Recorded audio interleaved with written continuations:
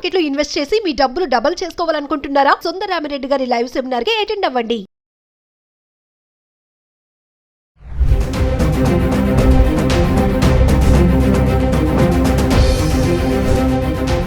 Hi hello నమస్తే, welcome back to Suman TV.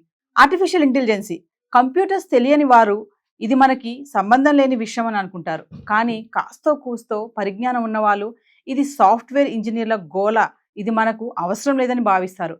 కానీ నిజ జీవితంలో ఏఐ అనేది మనలో ఎంత భాగమైపోయిందో మీకు తెలుసా? మరి ఏఐ మనిషి ఇంటెలిజెన్సీని ఎక్కడి వరకు తీసుకెళ్తుంది? దీనిపైన మరింత సమాచారం ఇవ్వడానికి ఈరోజు స్టూడియోలో మనతో పాటు ఉన్నారు టెక్నాలజీ ఎక్స్పర్ట్ నల్లమోతు శ్రీధర్ గారు. సార్తో మాట్లాడదాం. నమస్తే సార్. నమస్తే అండి. సార్, శ్రీధర్ గారు, ఇప్పుడు ఆర్టిఫిషియల్ ఇంటెలిజెన్సీ చూసుకుంటే ప్రతి దాంట్లో కూడా దాని ఎంట్రీ ఖచ్చితంగా ఉంటుంది. మరి ఇప్పుడు మానవ మేధస్సా, ఆర్టిఫిషియల్ మేధస్సా అంటే ఏది గొప్ప అంటే ఏం చెప్తారు? నవీన గారు, వాస్తవంగా ఇప్పటికీ మానవ మేధస్సు అనేది లేదు. ప్రాక్టికల్గా చెప్పాలంటే ఏ రోజైతే వాట్సాప్లో హ్యాపీ బర్త్డేకి హెచ్బిడి అని మొదలు పెట్టున్నామో, ఏ రోజైతే షార్ట్ కట్స్కి అలవాటు పడ్డామో, ఆటోమేటిక్గా ఏంటంటే మానవ మేధస్సు ఎక్కడి నుంచి వచ్చింది? ఫర్ ఎగ్జాంపుల్, ఏదో ఒక విషయాన్ని నేను చాలా క్రియేటివ్గా నా మనస్సుతో, నా మేధస్సుతో ఆలోచించి చెప్పగలిగితే అది మానవ మేధస్సు. మానవ మేధస్సు అనేసి ఈరోజు ఏమైందంటే కనుక వాట్సాప్లోనో ఫేస్బుక్లోనో కింద ఒక సజెషన్స్ వస్తాయి. ఈ సజెషన్స్ని ఆటోమేటిక్గా సెలెక్ట్ చేసుకొని రిప్లై ఇస్తున్నప్పుడు ఒక మనిషి తన యొక్క మేధస్సుతో సమాధానం చెప్పటం కానీ, తన మేధస్సుతో ఒక ఆర్టికల్ రాయటం కానీ, తన మేధస్సుతో ఒక క్రియేటివ్ యాక్టివిటీ చేయడం కానీ చేయలేనప్పుడు మానవ మేధస్సు అనేది ఒక 30-40% ఆల్రెడీ పోయింది. ఇప్పుడు ఆర్టిఫిషియల్ ఇంటెలిజెన్స్ వచ్చింది. ఆర్టిఫిషియల్ ఇంటెలిజెన్స్లో పూర్తిగా మానవ మేధస్సు అనేది కొట్టుకుపోయే అవకాశం అనేది ఉంది. ఎందుకంటే ఒక మనిషి యాక్చువల్లీ 2 రకాలు నవీన గారు. ప్రోగ్రామింగ్ ఇలాంటివి చూద్దాం. సో సి లాంగ్వేజో, జావానో, లేకపోతే రకరకాల పైథాన్ ఇలాంటివి ఉన్నాయి. అమీర్పేట ఇన్స్టిట్యూట్కి వెళ్ళి ఒక 6 months పాటు ఒక కోర్సు చేస్తే కోడ్ ఎలా రాయాలి, పారామీటర్స్ ఏముంటాయి, ఇదంతా కూడా నేర్చుకొని కోడ్ రాస్తే కనుక మంచి మంచి ఉద్యోగాలు వస్తూ ఉంటాయి గత 20 సంవత్సరాలుగా. సో ఇది ఈరోజు ఫర్ ఎగ్జాంపుల్ ఏ చాట్ జీపీటీకో లేకపోతే రకరకాల వీటన్నిటికీ కూడా ఇన్పుట్గా ఇచ్చేసేస్తే జస్ట్ ఒక నాకు ఈ కాంటెక్స్ట్లో ఒక కోడ్ రాసి పెట్టమని చెప్పేసి అంటే ఒక మనిషి కంప్లీట్ ప్రోగ్రామ్ రాసేదానికంటే కనుక దానికంటే కనీసం 50% తక్కువ టైంలో ఆటోమేటిక్గా కోడ్ ఇస్తూ ఉంటే కనుక మనిషి మేధస్సు ఎక్కడుంది? సో ఎక్కడైతే ఒక మనిషి మేధస్సు కంటే వేగవంతమైన మేధస్సు కలిగిన మేధోశక్తి కలిగిన విషయం అనేది ఆటోమేట్ చేయబడేసి వచ్చిందో ఆ రోజే మనిషి తన ఉనికి అనేది ప్రమాదంలో పడింది. ఎందుకు? ఈ ప్రోగ్రామింగ్ ప్రపంచవ్యాప్తంగా ఈరోజు ఉద్యోగశాలను చూస్తే ఆల్మోస్ట్ ఐటీ ఉద్యోగాలు ఎక్కువగా ఉపాధి కల్పిస్తూ ఉన్నాయి. పెద్ద భారీ మొత్తంలో ప్యాకేజీలు ఇస్తూ ఉన్నాయి. చాలా మంది ఈరోజు లగ్జరియస్గా బతకగలుగుతారంటే ఐటీ ఉద్యోగాల వల్ల. సో ఐటీ ఉద్యోగాల్లో ఏముంటుంది? ప్రోగ్రామింగ్. ఎవరో క్లయింట్లు వస్తారు, హాస్పిటాలిటీ ఇండస్ట్రీ, ఇన్సూరెన్స్, బ్యాంకింగ్ రకాల క్లయింట్స్ వస్తారు, మాకు ఈ ప్రాజెక్ట్ చేసి పెట్టమంటారు. ఐటీ కంపెనీస్ ఏం చేస్తాయి? 100 మందినో 1000 మందినో రిక్రూట్ చేసుకొని ఈ సంస్థ కోసం, ఈ పర్టికులర్ హాస్పిటాలిటీ ఇండస్ట్రీ కోసం మీరు ప్రోగ్రామ్ రాయాలి అని చెప్పేసి డిజైన్ చేస్తాయి. ఇదంతా కూడా ఒక 1000 మంది చేసే పనిని కేవలం 10 మంది ఏఐని యూజ్ చేసి చేయగలిగే శక్తి వచ్చినప్పుడు ఆటోమేటిక్గా జనాలకు వచ్చేటప్పటికే ఆర్థిక వ్యవస్థ మొత్తం కూడా చిన్న భిన్నం కాబోతుంది. ఎందుకంటే ఉద్యోగాలు పోతున్నాయి. సో ఏవైతే ఇప్పటిదాకా లాజికల్ థింకింగ్ అనే దాన్ని మనం ఎక్కువగా నమ్ముకున్నాం. సో లాజికల్ థింకింగ్ బేస్ చేసుకొని ప్రోగ్రామ్స్ రాసేవాళ్ళం. ఇప్పుడు నా ప్రిడిక్షన్ ప్రకారం ఆర్టిఫిషియల్ ఇంటెలిజెన్స్ వచ్చిన తర్వాత లాజికల్ థింకింగ్ అనేది పూర్తిగా కొట్టుకుపోతుంది. ఎందుకంటే లాజిక్ని రిప్లికేట్ చేయడం చాలా ఈజీ. అదే మరి దేనికి అవకాశం ఉంటుందంటే ఆర్టిఫిషియల్ ఇంటెలిజెన్స్ని కరెక్ట్గా అర్థం చేసుకుంటే ఒక డీప్గా డీటెయిల్డ్గా నేను ఒక స్పెసిఫిక్ ప్రాంప్ట్ ఇస్తే కనుక, సో ప్రాంప్ట్ ఇంజనీరింగ్ అంటున్నాం. నేను ఫర్ ఎగ్జాంపుల్ నాకేం కావాలో బాగా స్పష్టంగా క్రియేటివ్గా చెప్పగలిగితే అది యాజ్ ఇట్ ఈజ్ ఇవ్వగలుగుతుంది. క్రియేటివ్గా చెప్పగలిగే శక్తిని ఎంతకాలం జనాలు పోగొట్టుకున్నారు. ఎందుకు? లాజిక్ని బేస్ చేసుకొని. సో ఇప్పుడు ఏం కావాలి? ఇప్పుడు క్రియేటివిటీకి పెద్దపీట వేయబడుతుంది.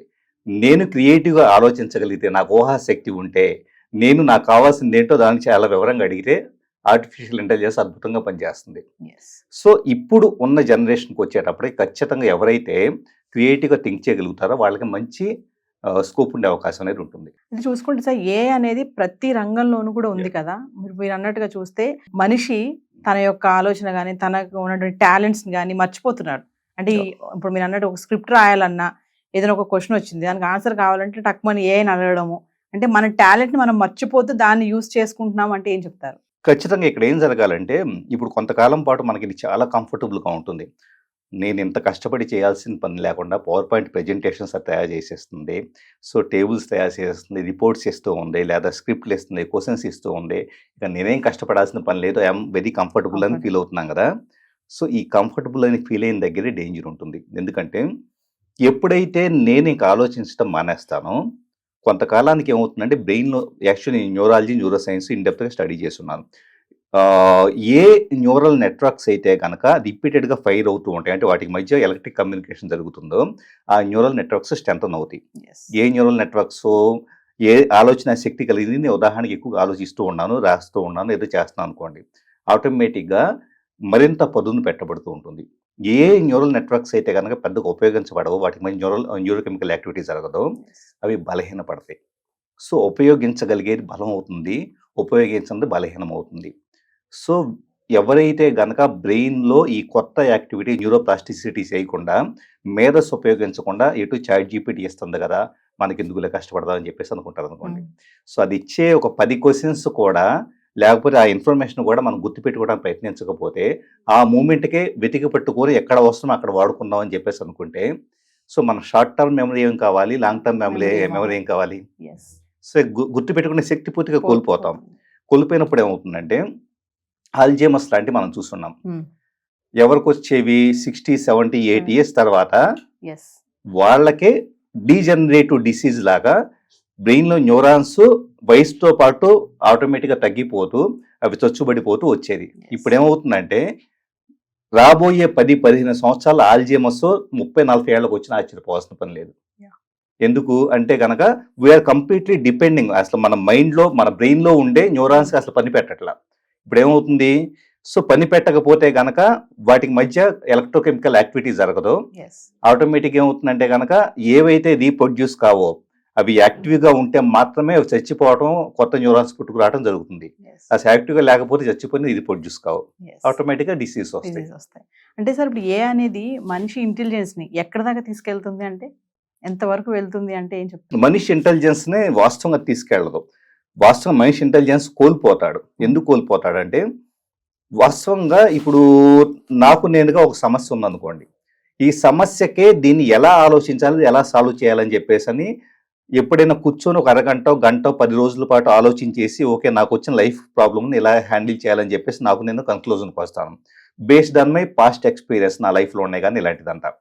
సో, ఒక మనిషి ఆలోచించినప్పుడు ఎలా ఉంటే, ఏఐకి ఇదే సమస్యని ఇచ్చేసి నాకు ఈ ప్రాబ్లమ్ వచ్చింది, సో, నాకు ఫైనాన్షియల్ లాస్ వచ్చింది, నా లైఫ్‌లో ఇలా జరిగిందని చెప్పేసి ఒక చిన్న కాంటెక్స్ట్ ఇచ్చామనుకోండి. అదేం చేస్తుంది? దానికి పాజిబుల్ అయిన కొన్ని సినారియోస్‌లో ఇస్తుంది. Yes. దాంట్లో పాస్ట్ ఎక్స్‌పీరియన్సెస్ అన్ని నారేట్ చేయడానికి మనకు అంత ఓపిక ఉండదు. సో, ఆటోమేటిక్‌గా ఏంటంటే అది దానికి అర్థమైనంత వరకు ఇస్తుంది. ఇప్పుడేమవుతుంది? మనిషి తన సొంత ప్రాబ్లమ్స్‌ని సాల్వ్ చేసుకునే శక్తిని కూడా కోల్పోతాడు. Yes. ఆటోమేటిక్ ఇంటెలిజెన్స్ ఎక్కడుంటుంది? ఎక్కడికి వెళ్తుంది? ఎక్కడికి వెళ్ళే అవకాశం లేదు. సింపుల్‌గా చెప్పాలంటే ఇంటెలిజెన్స్ ఉన్నది కూడా కోల్పోతూ ఉంటాం. రెండోది, ఆర్టిఫిషియల్ ఇంటెలిజెన్స్ వచ్చిన తర్వాత మనుషులకు మధ్య వచ్చేటప్పటికి ఎమోషన్ కూడా మిస్ అవుతుంది. Yes. ఎందుకంటే ఆ ఇన్ఫర్మేషన్ ఏదైతే ఇవ్వబడుతుందో, ఇన్ఫర్మేషన్‌లో ఎమోషన్ క్యారీ కాదు. అవును. ఇప్పుడు నేను ఒక అనాలిసిస్ చేస్తూ ఉన్నాను, మనం మాట్లాడుకుంటూ ఉన్నాం. సో, ఇద్దరు వ్యక్తులు కూర్చొని మాట్లాడుకునేటప్పుడు వచ్చే ఇన్ఫర్మేషన్ ఉంది చూసారా? ఈ ఇన్ఫర్మేషన్‌కి ఉండే వాల్యూ, వెయిటేజీ నేను ఏఐతో వచ్చేటప్పుడు నాకు ఇలాగ చెప్పు అని చెప్పేసి అన్నాను అనుకోండి. మీరు అడిగారు, ఎందుకు శ్రద్ధ గారిని పిలవటం, జస్ట్ ఏఐ ఏంటో అని చెప్పేసి అని తెలుసుకుందామని జస్ట్ మీరు చాట్ జీపీటీని అడిగారు. ఏఐ వలన ఎలాంటి కాన్సిక్వెన్సెస్ ఉన్నాయని అడిగారు అనుకోండి. అది ఇస్తుంది. ఇస్తుంది కానీ దాంట్లో నా వాయిస్‌లో వచ్చే ఎమోషన్ కానీ, నా టోన్ కానీ, నా బాడీ లాంగ్వేజ్ కానీ, ఒక హ్యూమన్ కనెక్టివిటీ కానీ ఉండదు. ఉండదు. ఆటోమేటిక్ ఏమవుతుంది? ఇన్ఫర్మేషన్ మాత్రమే రాజ్యం వెళ్తుంది తప్పించి మనుషులు ఉండరు. Yes. సో, మనుషులు కొన్నాళ్ళకి ఏంటంటే వాళ్ళ ఎసెన్స్ కోల్పోయే అవకాశం అనేది ఉంటుంది. Yes. సో, కమింగ్ టు మరి విద్యా వ్యవస్థకి ఎలాంటి ఎఫెక్ట్ ఉంటుందంటారు ఏఐ వల్ల? అంటే కమింగ్ స్టూడెంట్స్, టీనేజర్స్ Yeah. చూసుకోండి, మనం ఇప్పటివరకు మాట్లాడుకున్నాం. మరి విద్యార్థుల సంగతి చూసుకుంటే పిల్లలు కూడా ఈ మధ్య కాలంలో ఫస్ట్ క్లాస్, సెకండ్ క్లాస్ పిల్లలు కూడా ఏదైనా చెప్తుంటే వాళ్ళు ల్యాప్టాప్ ఆన్ చేయడము, దాంట్లో చూసుకోవడం చేస్తున్నారు. మరి ఇది విద్యా వ్యవస్థకి ఎలాంటి ఇంపాక్ట్ అంటారు దీన్ని? చాలా ప్రమాదకరం అండి. ఎందుకంటే అసలు విద్యా వ్యవస్థలో నిజం చెప్పాలంటే ఏఐ వచ్చిన తర్వాత ఇప్పుడున్న మోడల్ మొత్తం చేంజ్ అవుతుంది. ఇప్పుడున్న మోడల్ ఏంటి? సో, జూన్‌లోనో, జూలైలోనో క్లాసెస్ స్టార్ట్ అవుతాయి. స్టార్ట్ అయిన తర్వాత లెసన్స్. సో డిసెంబర్ దాకా మధ్య మధ్యలో హాలిడేస్, ఆ తర్వాత జనవరి దాకా ఇలా ఉంటాయి. ఎగ్జామినేషన్ పెడుతూ ఉంటారు Yes. మధ్య మధ్యలో. ఈ ఎగ్జామ్స్ ఏ బేసిస్ మీద నడుస్తాయి? ఈ సెమిస్టర్లో ఒక 2 చాప్టర్స్ కంప్లీట్ అయిన ఉన్నాం. ఈ 2 చాప్టర్స్లో ఇంపార్టెంట్ క్వశ్చన్స్ బై హార్ట్ చేసి దానిని మళ్ళా పేపర్ మీద రాసేసేస్తే కనుక ఓకే, ఇతనికి బాగా గుర్తుంది కాబట్టి ఇతను మంచి మార్కులు వేయచ్చు అన్నది ఇప్పుడున్న విధానం. Yes. అంటే దీంట్లో ఏంటంటే ఫస్ట్ చదవటము, గుర్తుపెట్టుకోవటము, తర్వాత రీప్రొడ్యూస్ చేయడం, ఈ 3 ఫేజెస్ మనకు ఉంది. ఈ 3 ఫేజెస్ ఎప్పుడు కావాలి? ఒక మనిషి వాస్తవంగా చెప్పాలంటే కనుక గుర్తుపెట్టుకునే శక్తి అవసరం. అయితే ఈ రోజు చాట్ జీపీటీ లాంటివి వచ్చేటప్పటికి టక ప్రతి దానికి కూడా ఆన్సర్స్ ఇస్తూ ఉన్నప్పుడు, చాలా మంది పిల్లలు వచ్చేటప్పటికి వాటికి వెళ్తూ ఉన్నప్పుడు వీళ్ళు గుర్తు పెట్టుకోవడం వల్ల ఉపయోగం ఏంటి? నిజంగా గుర్తు ఎందుకు పెట్టుకోవాలి? గుర్తు పెట్టుకోవడం వల్ల ఉపయోగం ఏంటి? Yes. రేపు వీళ్ళు వచ్చేటప్పుడు ఫర్ ఎగ్జాంపుల్ ఇప్పుడు ఎగ్జామ్ కోసం గుర్తు పెట్టుకున్నారు, కష్టపడ్డారు, గుర్తు పెట్టుకున్నారు, ఎగ్జామ్ రాశారు, మార్కులు వచ్చినాయి. రేపు డొమైన్లోకి వెళ్ళిన తర్వాత, ఫీల్డ్లోకి వెళ్ళిన తర్వాత గుర్తు పెట్టుకోవాల్సిన అవసరం లేకుండా ఎక్కడో చాట్ జీపీటీని చూసేసేసి ఇచ్చేస్తారు. అప్పుడు మరి ఇప్పటిదాకా మిమ్మల్ని కూర్చోబెట్టేసి క్లాస్లో కూర్చోబెట్టి గుర్తు పెట్టుకోండి ఎగ్జామ్స్ రాయండి అని చెప్పేసి అని పూర్తిగా టార్చర్ పెట్టేసి, నిజం చెప్పాలంటే కనుక అంత మనం కాంపిటేటివ్గా తీసుకెళ్ళి చేసామనుకోండి, చేస్తే నిజంగా రియల్ లైఫ్ సినారియోలో వాళ్ళు దాన్ని ఉపయోగిస్తున్నారు జ్ఞాపక శక్తిని అంటే కనుక పూర్తిగా బయటికి వెళ్ళిన తర్వాత వైప్ అయిపోతుంది. Yes. ఇంకెందుకు ఉపయోగం? Yeah. సో విద్యా వ్యవస్థను రీమోడల్ చేయాల్సిన అవసరం ఉంది. ఎలాగా? ఏ టూల్స్ని ఎలా యూజ్ చేయాలి, క్రియేటివ్గా ఎలా థింక్ చేయాలి, ప్రాంప్ట్ ఇంజనీరింగ్ ఎలా చేయాలి, ఏ టూల్స్ని బేస్ చేసుకుని ఒక హ్యూమన్ ఎసెన్స్ని యాడ్ చేసుకుంటా వెళ్ళిపోయి ఒక హ్యూమన్గా నేనే క్వాలిటీస్ నేర్చుకుంటే ఏఐతో నేను ఇంకాస్త బెటర్గా ఎలా ప్రొడ్యూస్ చేయగలుగుతాను అన్నదాన్ని బేస్ చేసుకుని విద్యా వ్యవస్థను రీడిఫైన్ చేయగలిగితేనే ఈ రోజు ఉన్న విద్యార్థులకు భవిష్యత్తు ఉంటుంది. అంటే దాన్ని మనం ఎలా టాలెంటెడ్ గా యూజ్ చేసుకోవాలనేది నేర్చుకోవాలి, కానీ అది పక్కన పెట్టేసి ఇంకా నేను చెప్పాలంటే సోమరిలాగా తయారవుతున్నారు అనుకో. 100%. ఎందుకంటే ఒక రిపీటెడ్ విధానం ఎప్పుడు కూడా వచ్చే మార్పులకు తగ్గట్లుగా మీకు విధానాన్ని మార్చకపోతే ఏమవుతుందంటే ఆటోమేటిక్గా వీళ్ళు అవుట్డేట్ అయిపోతారు. సో మనం ఎవరినైతే కాలేజీలకి, స్కూల్స్కి పంపించేసేస్తూ వీళ్ళు బాగా చదువుతున్నారు, మిగతా వాళ్ళకంటే కంపేర్ చేసి మా పిల్లలు ఇంకా బాగా చదువుతున్నారు గొప్ప ఫీల్ అవుతున్నాము, వీళ్ళు రేపు ఏమవుతారు, 10 ఏళ్ల తర్వాత ఏమవుతారు, 20 ఏళ్ల తర్వాత ఏమవుతారు, ఇప్పటి నుంచి విజన్ లేకపోతే అప్పటికి వెళ్ళేటప్పటికే వాళ్ళు తిట్టుకుంటారు. మా విద్యా వ్యవస్థ కానీ, మా దేశం కానీ, లేకపోతే కనుక మా పర్టికులర్ పేరెంట్స్ కానీ సరిగా విజన్తో పెంచలేదని తిట్టుకునే పరిస్థితి ఏర్పడుతుంది. సార్ మరి ఇంకొక సైడ్ చూసుకుంటే క్రైమ్, మరి ఏఐ వల్ల క్రైమ్ కూడా అలానే పెరుగుతుంది కదా. అంటే దాన్ని అలా కూడా ఉపయోగించుకుంటారు, ఎలా ఎంత మనకి నాలెడ్జ్ కోసం ఉపయోగిస్తున్నారో మరి క్రైమ్ కూడా ఏదైనా చేయాలంటే దీన్ని ఎలా చేయాలి, దాన్ని ఎలా చేయాలి, ఎలా చేస్తే బాగుంటుంది అనేది కూడా యూజ్ చేస్తున్నారు. మరి దీనివల్ల ప్రమాదాలు ఎలా ఉంటాయంటారు ఏఐని యూజ్ చేసుకుని? వాస్తవంగా క్రైమ్ మీరు అన్నట్లుగా క్రైమ్ చేయటానికి సంబంధించి స్ట్రాటజీస్ కావచ్చు, ఇంప్లిమెంటేషన్ కావచ్చు, స్టెప్ బై స్టెప్ మీకు ఏఐలో చాలా డీటెయిల్గా చెప్పబడుతూ ఉన్నాయి. దాన్ని బేస్ చేసుకొని పీపుల్ క్రైమ్ చేస్తున్నారు. కానీ దీనికి ఒక గొప్ప 2 రివర్సల్ ఏంటంటే ఏఐ బేస్ చేసుకొని క్రైమ్ని ఎలా అడ్డుకట్ట వేయవచ్చు అన్నదానికి సంబంధించి చాలా ఈజీ మెథడ్స్ వచ్చి ఉన్నాయి. అంటే ఇప్పుడు నేను పోలీస్ డిపార్ట్మెంట్కి, సిఐడికి వీటికి ట్రైనింగ్ ఇస్తూ ఉంటాను. సో మామూలుగా అంతకుముందు ఉండే టూల్స్ ఖాళీ లైనక్స్లో కొన్ని పైథాన్ స్క్రిప్ట్లు వాడేసేసి ఏదో సంథింగ్ కొంతవరకు 30-40% వరకు మాత్రం ఎఫెక్టివ్నెస్ ఉండేది. ఇప్పుడు ఏంటి, ఏఐ బేస్ చేసుకొని ప్రొయాక్టివ్ డిఫెన్స్ అనేది, అసలు క్రైమ్ జరగడానికి ముందే, ఉదాహరణకి మనకు టెలిఫోన్ కాల్స్ వస్తూ ఉన్నాయి అనుకోండి. ఈరోజు మనం చూస్తే చాలా టెలికామ్ ఆపరేటర్స్ స్పామ్ కాల్స్ని ముందు ఐడెంటిఫై చేసి పారేస్తున్నారు. ఇంతకుముందు ట్రూ కాలర్ లాంటివి ఉండే కానీ అంతకంటే పవర్ఫుల్గా ఈరోజు ఫిల్టర్ చేయగలుగుతున్నారు. ప్లస్ వాటిని బ్లాక్ లిస్ట్ పెట్టడము. ఒక బ్యాంక్ వెబ్సైటే ఉందనుకోండి, బ్యాంక్ వెబ్సైట్ మీద డీడాస్ అటాక్ ఇలాంటివి ఏదైనా వస్తుంటే వాటిని ఐడెంటిఫై చేసి, ప్యాటర్న్ ఐడెంటిఫై చేసి, ఐపీ అడ్రస్ని ఐడెంటిఫై చేసి ముందే బ్లాక్ చేయడం కూడా ఈజీగా పాసిబుల్ అవుతుంది. అంటే క్రైమ్ చేసే విధానాలు మీరు అన్నట్లుగా ఈజీ అయిపోయినాయి. ప్లస్ మళ్ళీ డిఫెండ్ చేసే విధానాలు ఎప్పుడు ఈ 2 ఈక్వల్గా అంటే నడుస్తాయండి. ఇప్పుడే కాదు, ఎప్పుడైనా కూడా ఇక్కడ ఒక కొత్త విధానం వస్తే దానికి సంబంధించి చేసి ప్రొయాక్టివ్గా డిపార్ట్మెంట్ చేయడం ఇంకోటి వస్తుంది. కాబట్టి ఏంటంటే వీటిని మనం ఛాలెంజ్గా తీసుకెళ్లడమే తప్పించేసి చేయగలిగింది అయితే ఏమీ లేదు. అంటే దీన్ని మనం ఏది అడిగితే అది మనకి ఇన్ఫర్మేషన్ ఇస్తుంది కాబట్టి అది మంచి అయినా చెడైనా అంతే, చెడైనా ఇస్తుంది. మనం బ్యాడ్ గా అడిగితే బ్యాడ్ ఇన్ఫర్మేషన్, గుడ్ అడిగితే గుడ్ ఇన్ఫర్మేషన్ వస్తుంది. మనం ఉపయోగించుకునే దాంట్లోనే బట్టి ఉంటుంది, మన టాలెంట్ బట్టి ఉంటుంది. ఇంకొకసారి సార్ ఫైనల్ గా అంటే పేరెంట్స్ విషయానికి వస్తే మనం ఇందాక అనుకున్నట్టుగా స్టూడెంట్స్ కూడా ఏదైనా ఇన్ఫర్మేషన్ అడిగినప్పుడు ఏ ఉంది కదరా అడుగు, సిస్టమ్ ఉంది కదా, మొబైల్ ఉంది కదా, గూగుల్ కొట్టు అంటున్నారు. పేరెంట్స్ కూడా అలానే ఉన్నారు. అంటే వాళ్ళకి టైం ఉండట్లేదు, పిల్లలతో కూర్చోబెట్టుకుని చెప్పి టైం లేదు. మరి అంటే పేరెంట్స్కి ఏమైనా చెప్తారా మీరు? మెయిన్ అండి, ఇప్పటిదాకా పేరెంట్స్ కానీ సొసైటీ కానీ మిస్ అయింది ఏంటంటే పిల్లలను చదువుల పేరు మీద తీసుకెళ్ళేసి ఇందాక చెప్పిన మోడల్లో ఏంటి చదవటము, గుర్తుపెట్టుకోవడం, రీప్రొడ్యూస్ చేయడం, ఈ మోడల్ ఇరికించేశారు. ఈ మోడల్ ఇంకా అసలు వర్కౌటే కాదు, 100% వర్కౌట్ కాదు. మరి ఏం చేయొచ్చు? Make your children more exposure to the సొసైటీని ఎలా హ్యాండిల్ చేయాలి, స్ట్రెస్ ప్యాటర్న్స్ని ఎలా హ్యాండిల్ చేయాలి, లేకపోతే క్రియేటివ్గా ఎలా థింక్ చేయాలి, ఏఐ లాంటివి ఎలాగ ఉపయోగించుకోవాలి, సొసైటీలో వచ్చే డైనమిక్స్ చేంజెస్. ఇప్పుడు ఏఐ బేస్డ్గా ఫర్ ఎగ్జాంపుల్ ఐటీ ఇండస్ట్రీలో ఒక చేంజ్ వస్తుంది అనుకోండి, దాన్ని వీళ్ళు ఇప్పటిదాకా ఎవరో చెప్పాల్సి వస్తుంది. ట్రాక్ చేసుకోండి, మీరే ట్రాక్ చేసుకోండి. అంటే మీకు మీరు పేరెంట్సో లేకపోతే సొసైటీనో మీడియానో చెప్పడం ఏంటి?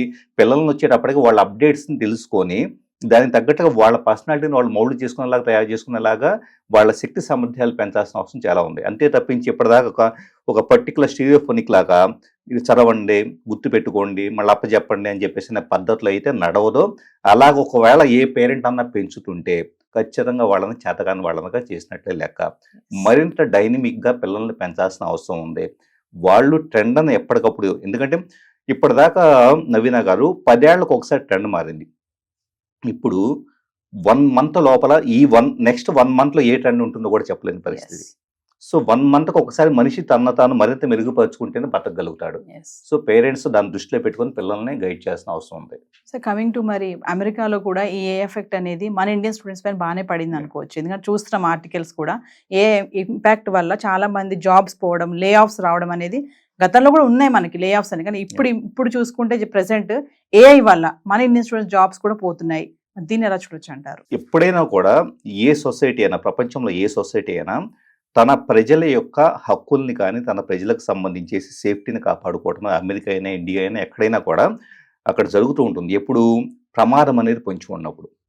సో ఏమైంది, అందరూ బతకగలిగేటంత స్కోప్ ఉన్నప్పుడు ఏమైంది, ఇండియా నుంచి రోజు చూస్తే ఎయిర్పోర్ట్లో చూస్తే కొన్ని వేల మంది వెళ్తూ ఉండేవాళ్ళు.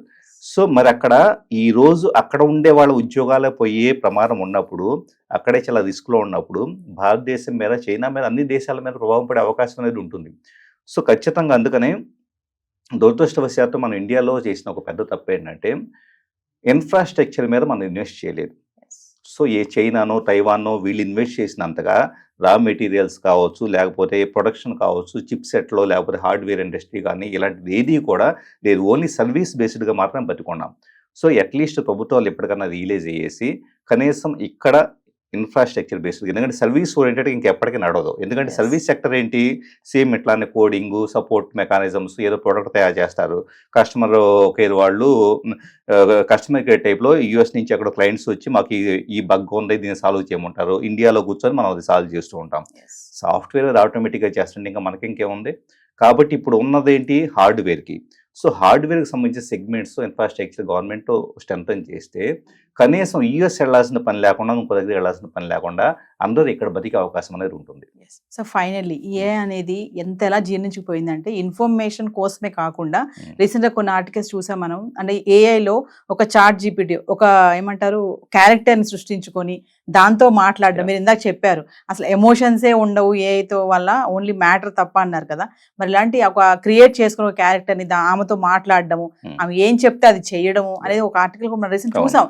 అది క్రైమ్ వరకు వెళ్ళడము, చెప్పినట్టు విని వచ్చి పరిగెత్తుకుంటూ రావడం, ఫాస్ట్ గా నా కోసం రా, ఎంతసేపు వెయిట్ చేయాలి నీ కోసం అంటే తను ఇంకేంటంటే తను ఒక మనిషి అనేది కూడా మర్చిపోయి ఒక ఏఐ రమ్మంటే నన్ను పిలుస్తుంది, నేను తొందరగా వెళ్ళాలని, వాళ్ళని నువ్వు చంపేసే అన్నప్పుడు వాళ్ళని చంపడం, ఇట్లాంటివి. అంటే మనిషి ఇంతవరకు వెళ్ళిపోతున్నాడు. అంటే ముందు ముందు కూడా మరి ఇలానే ఉంటుందంటారా? దీనికి మనం ఎక్కడ ఏమంటారు బ్రేక్ చేయలేమంటారా దీన్ని? ఖచ్చితంగానండి, మీరు అన్నది అది పెద్ద సమస్య. ఎందుకంటే ఈరోజు ఒక మనిషికి ఫర్ ఎగ్జాంపుల్ నేనే పొద్దున్నే సాయంత్రం కంప్యూటర్ ముందు కూర్చున్నాను అనుకోండి, కూర్చోవడం అంటే ఐసోలేటెడ్, బయట ప్రపంచం నుంచి నేను డిస్కనెక్ట్ అయిపోయాను. ఇప్పుడు ఏమవుతుంది, నేను స్క్రీన్ మీద చూసే కంటెంటే, ఆ కంటెంట్ ఎవరో ఒక క్యారెక్టర్ మీరు అన్నట్టు అనుకోండి, ఈ క్యారెక్టర్ నేనే అయిపోతాను తప్పించి మిగతా ప్రపంచం అనేది ఏది ఉండదు. కొంతసేపటికి ఏమవుతుందంటే నా సొంత ఇంటెలిజెన్స్ పోగొట్టుకొని ఏది చెబుతుంటే దానికి అది కొన్ని రోజుల పాటు జరిగితే కనుక నా పర్సనాలిటీ, నా క్యారెక్టర్, నా డెసిషన్ మేకింగ్, నేను జీవితంలో ఏం చేయాలి, నా ప్రయారిటీస్ అన్ని పక్కకి వెళ్ళిపోయేసి అదే నన్ను ఆడిస్తూ ఉంటుంది.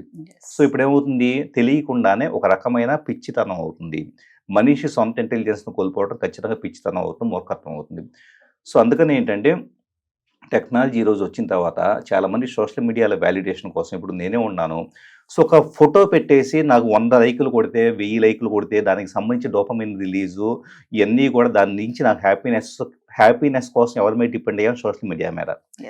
సో ఆ స్థాయి దాటిపోయేసి అంటే ఇప్పటికే కొంత సోషల్ మీడియా వలన ఏమైందంటే కనుక బయట ప్రపంచాన్ని కనెక్టివిటీ పోగొట్టుకున్నాం. ఎస్ ఇప్పుడు ఏమైందంటే కనుక ఇంక అది కూడా లేదు, జస్ట్ నాకు కావాల్సినట్లు ప్రవర్తించే ఒక క్యారెక్టర్ అక్కడ ఉంది కాబట్టి ఆటోమేటిక్గా పూర్తిగా సోషల్ మీడియాలో కూడా వదిలిపెట్టేసి నాకు టోన్ అయిపోయిన ఈ పర్టికులర్ పర్సన్తో స్పెండ్ చేస్తాను. కొంతకాలానికి పూర్తిగా నేను ఎందుకు పనికిరాని వ్యక్తిగా తయారవుతాను. ఎస్ సో అందుకని ఏంటంటే ఖచ్చితంగా మెంటల్ హెల్త్ అనేది చాలా ఫోకస్ చేయాల్సిన విషయం. ఏ రోజుల్లో మానసిక శక్తిని కానీ తన సొంత ఇంటెలిజెన్స్ని కానీ బయట పీపుల్తో స్పెండ్ చేసేదాన్ని కానీ మనం చేయకపోతే చాలా మంది ముందు ముందు మానసిక సమస్యలతో సఫర్ అవుతారు. Thank you sir. వెల్కమ్ అండి.